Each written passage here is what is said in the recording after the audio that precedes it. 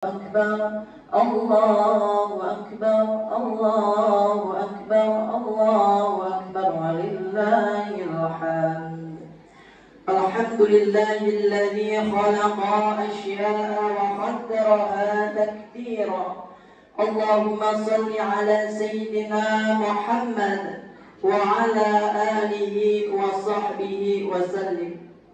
أشهد أن لا إله إلا الله وحده لا شريك له، وأشهد أن سيدنا ونبينا محمدا عبده ورسوله لا نبي بعده.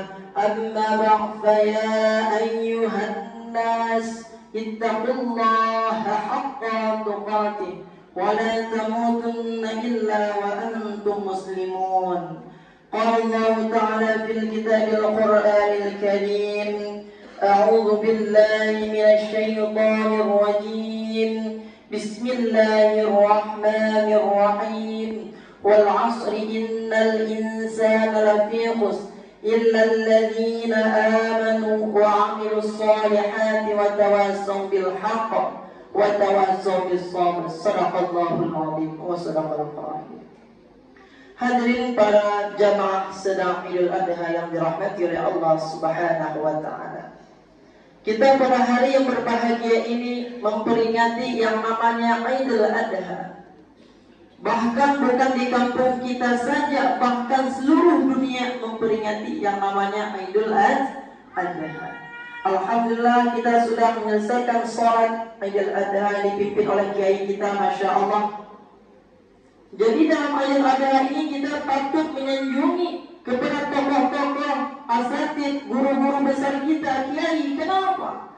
Karena pelajaran daripada inti daripada sejarah Nabi Ibrahim alaihissalam dengan Nabi Ismail ialah untuk memperubah umat manusia hatinya yang dulunya tidak bersih, sehingga dengan datangnya Idul Adha ada yang namanya kurban.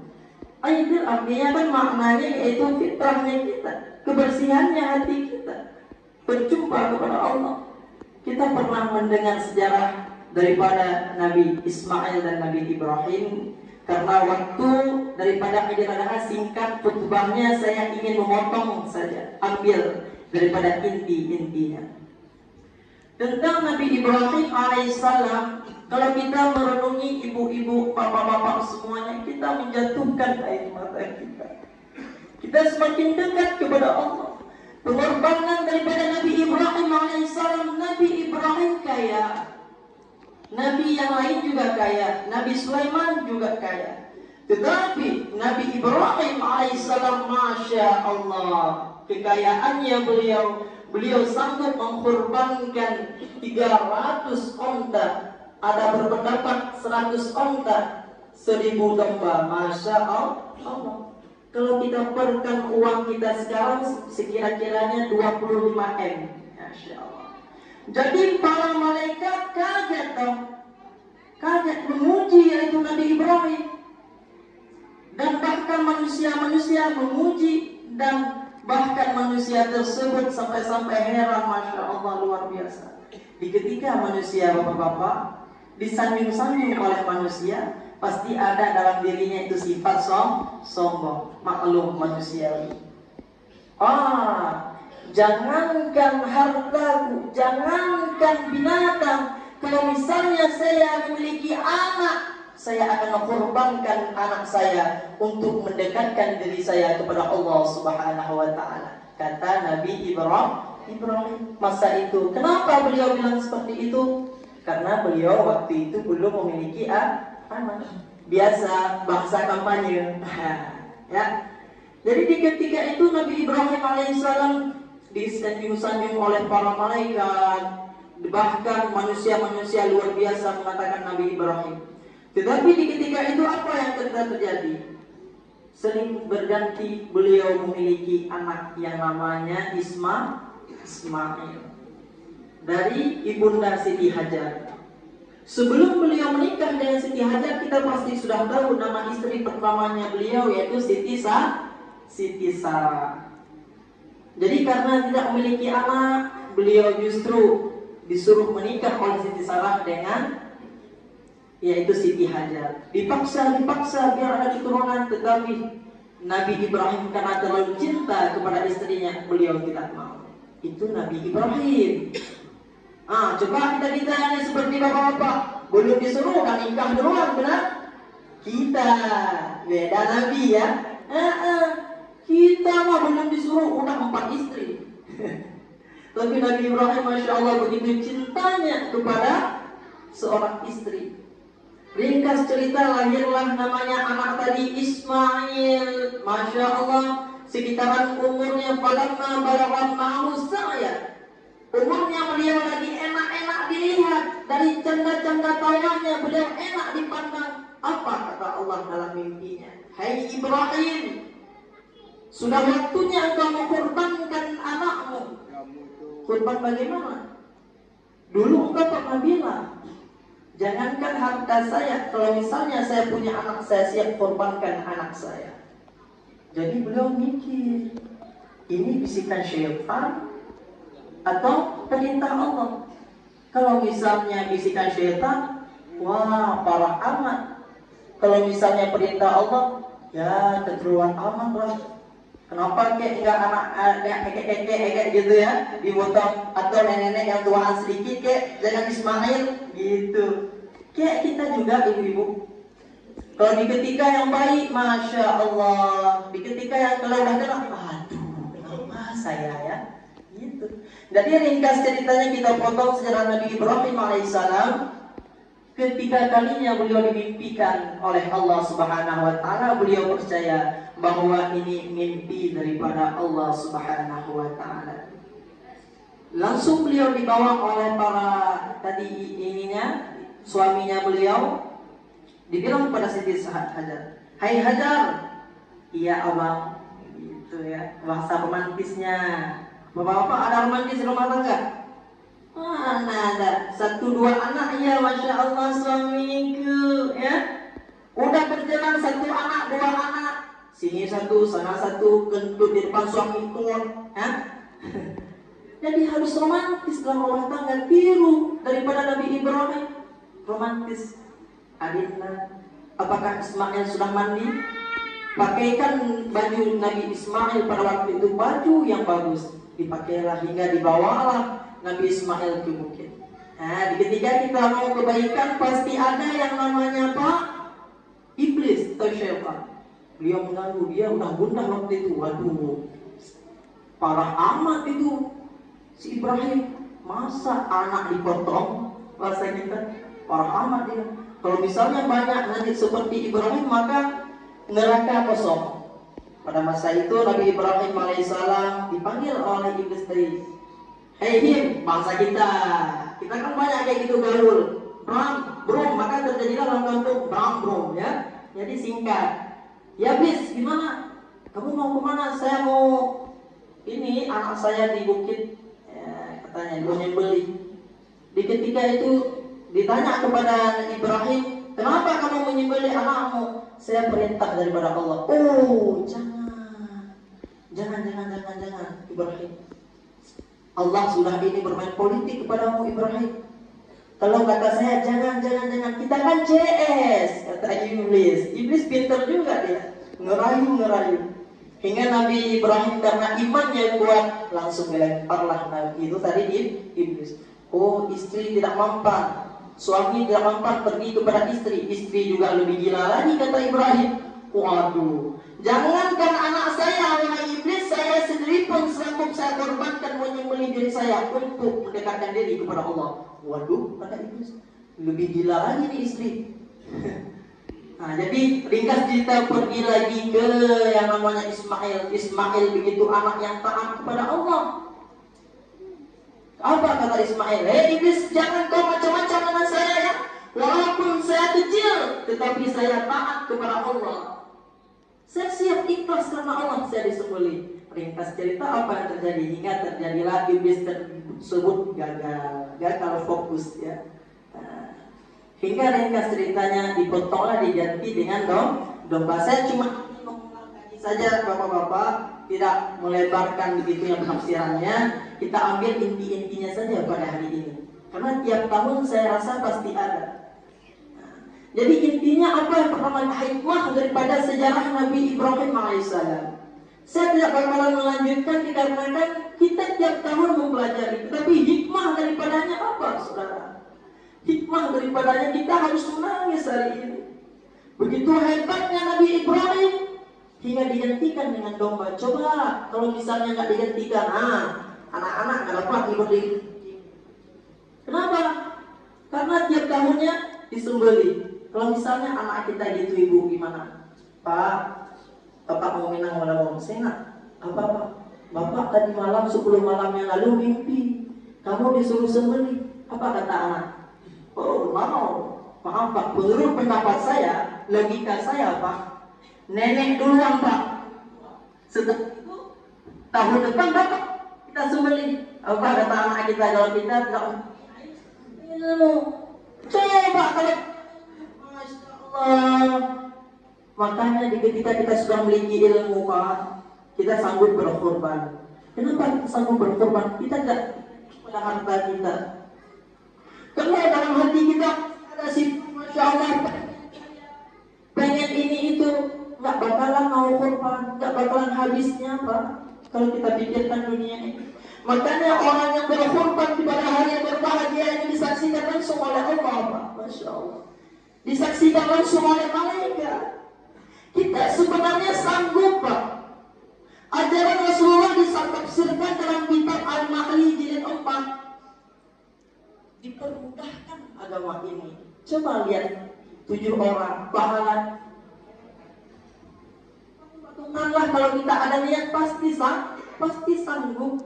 Kenapa kita tidak sanggup? Karena hati kita, nafsu kita tadi, ya Allah, memikirkan anak, memikirkan istri, digoda oleh iblis. Kenapa dalam pelajaran ini cuma ada Ismail, cuma ada istri, cuma ada hartanya, cuma ada Nabi Ibrahim? Kenapa nggak ada yang lain?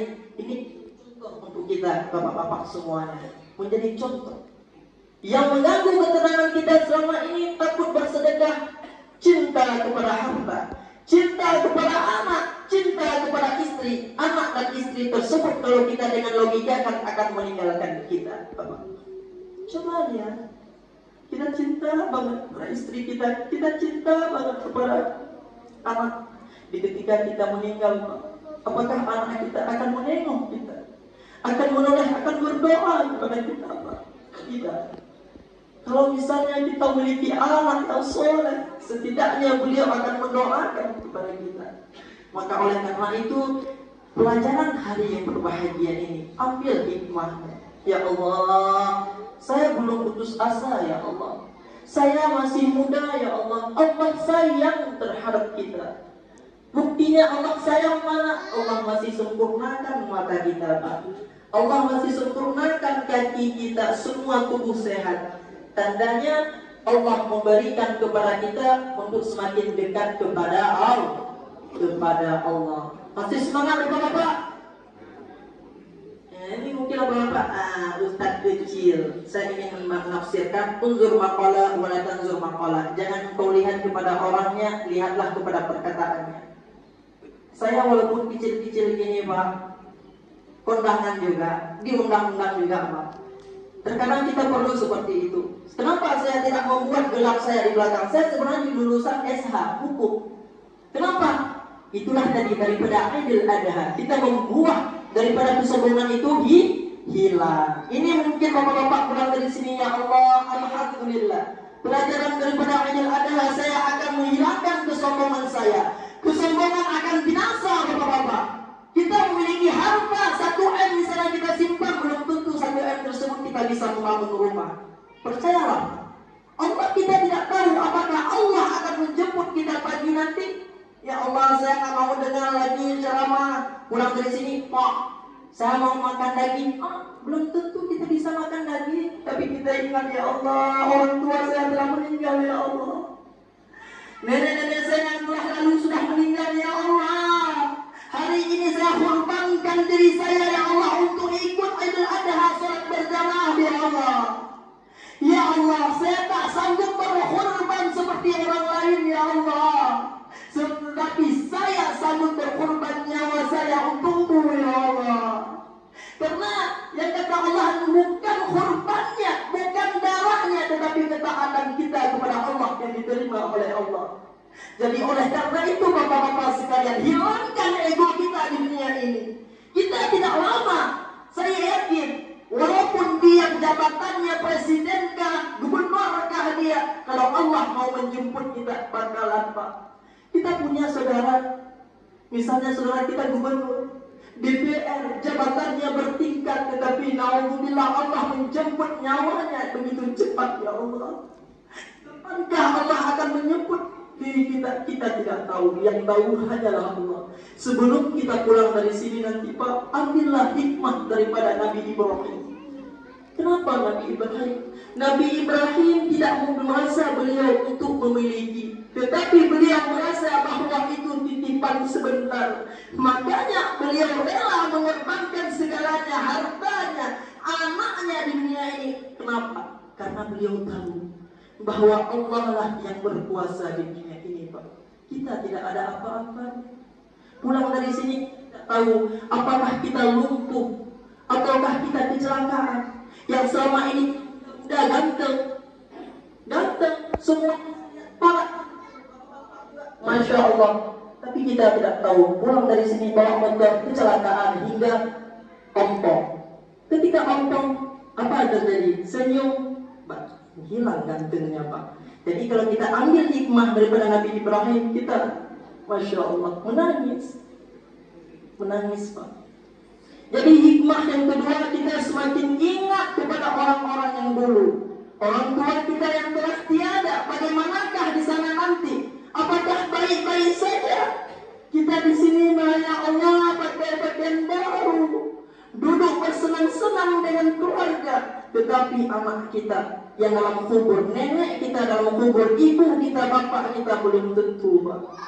Jadi oleh karena itu kita ambil pelajaran daripada Idul Adha ini, hilangkan kesombongan dalam diri kita, hilangkan angkuh kita, hilangkan sifat-sifat yang tidak baik dalam diri kita dengan kita berkorban, jauhkan semua yang ada pada diri kita. Kita sembelih semuanya yang jahat-jahat, kita ambil kebaikan hikmahnya Pak.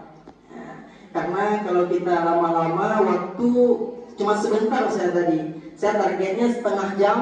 Tapi karena ini kita udah mulai mungkin telat ya, jadi kita ambil aja kesimpulan yang saya bilang tadi. Nanti di ketika kita bersama, kita niatkan untuk orang tua kita yang telah tiada nanti.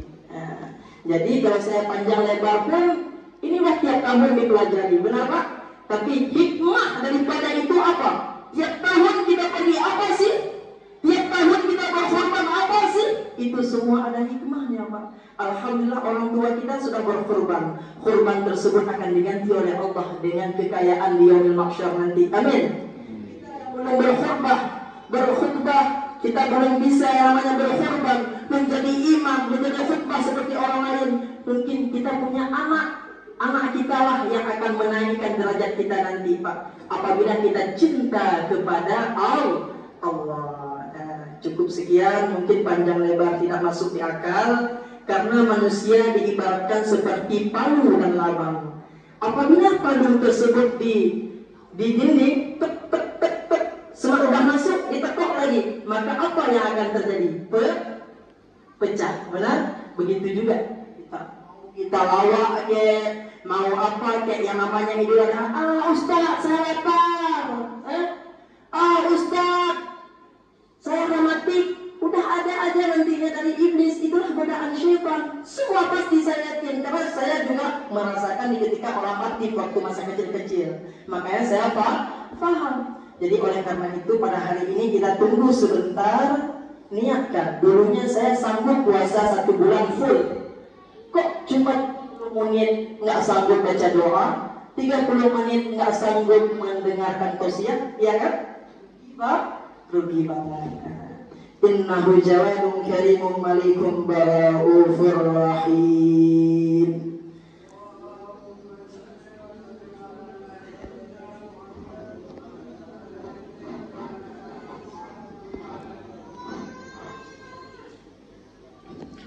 Allahu Akbar, Allahu Akbar, Allahu Akbar, Allahu Akbar, Allahu Akbar, Allahu Akbar, Allahu Akbar, wa ولله الحمد.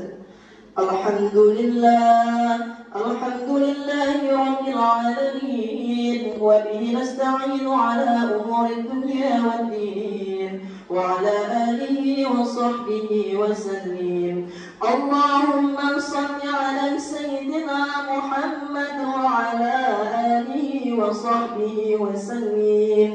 أشهد أن لا إله إلا الله وحده لا شريك له، وأشهد أن سيدنا محمدا عبده ورسوله لا نبي بعده.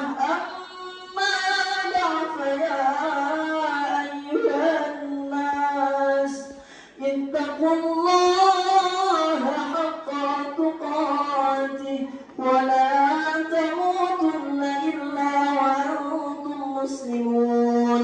قال الله تعالى في الكتاب القرآن الكريم: أعوذ بالله من الشيطان الرجيم، بسم الله الرحمن الرحيم. إنا أعطيناك الكوثر فصل لربك وانحر، إن شانئك هو الأبتر. اللهم اغفر للمؤمنين والمؤمنات، المسلمين والمسلمات، الأحياء منهم والأموات، وتبع بيننا وبينهم بالخيرات. رب اغفر وارحمت وأنت خير الرازقين. يا الله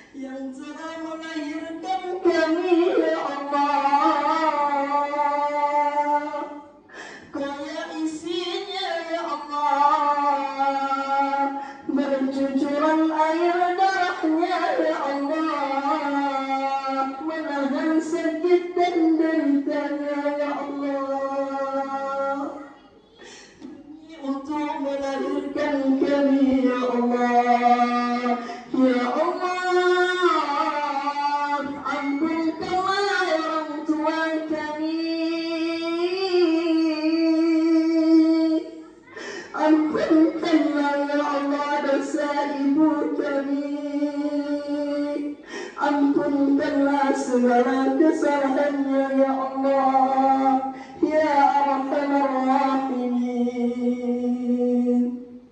Ya Allah, ampunkanlah seorang lelaki yang dibintikan namanya ya Allah, ada nama kami, itulah ayah kami ya Allah, yang rela membanting tulangnya ya Allah, yang rela membanting tulangnya ya Allah, untuk menafkahi kami ya Allah. Ampunkanlah dosa ayah kami ya Allah. Apabila mereka berdua masih ada, tolong sehatkan mereka ya Allah. Sehatkanlah orang tua kami ya Allah.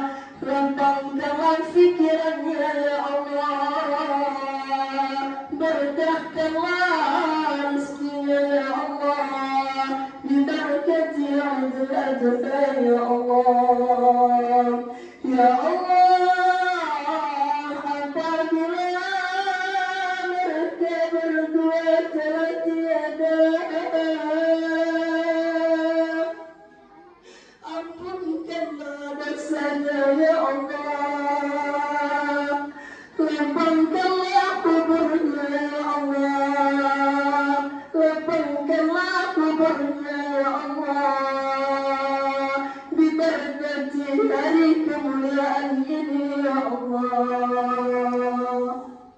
Ya Allah, ampunkanlah dosa kesalahan kami yang selama ini kami maksud kepada-Mu, ya Allah. Yang selama ini kami bermaksud kepada-Mu, ya Allah, secara diam-diam, ya Allah, tetapi Engkau melihatnya, ya Allah. Engkau masih melindungi kami, ya Allah. Ampunkanlah dosa kami, ya Allah. Diberkati hari ini, ya Allah. Bukakanlah hati kami, ya Allah, untuk ketaatan kepada-Mu, ya Allah. Bukakanlah pintu hati kami, ya Allah. Hilangkan kesombongan pada diri kami, ya Allah. Ya Arhamar Rahimin, ya Allah, dekatkanlah diri kami kepada-Mu, dekatkanlah diri kami kepada-Mu, ya Allah. Kami tidak tahu kapan Engkau menjemput kami. Siapkanlah bekal kami, ya Allah. Istiqamahkanlah kami, ya Allah. Ya Allah, apabila ada saudara kami yang lagi musibah, tolong sehatkan mereka, ya Allah, yang lagi sakit. Jauhkanlah musibah daripadanya, ya Allah. Diberkati Idul Adha, ya Allah. Sejahterakanlah kampung kami. Jaga ustaz-ustaz kami, ya Allah. Kiai-kiai kami, ya Allah, sehingga kami bisa menuntut dan mendekatkan diri kepada-Mu. Rabbana atina fid dunya hasanah wa fil akhirati hasanatan wa qina adzabannar. Sallallahu ala sayyidina Muhammad wa ala alihi wa sahbihi wa baraka wa sallam. Walhamdulillahi rabbil alamin. Innahu jawadun karimun malikum raufur rahim.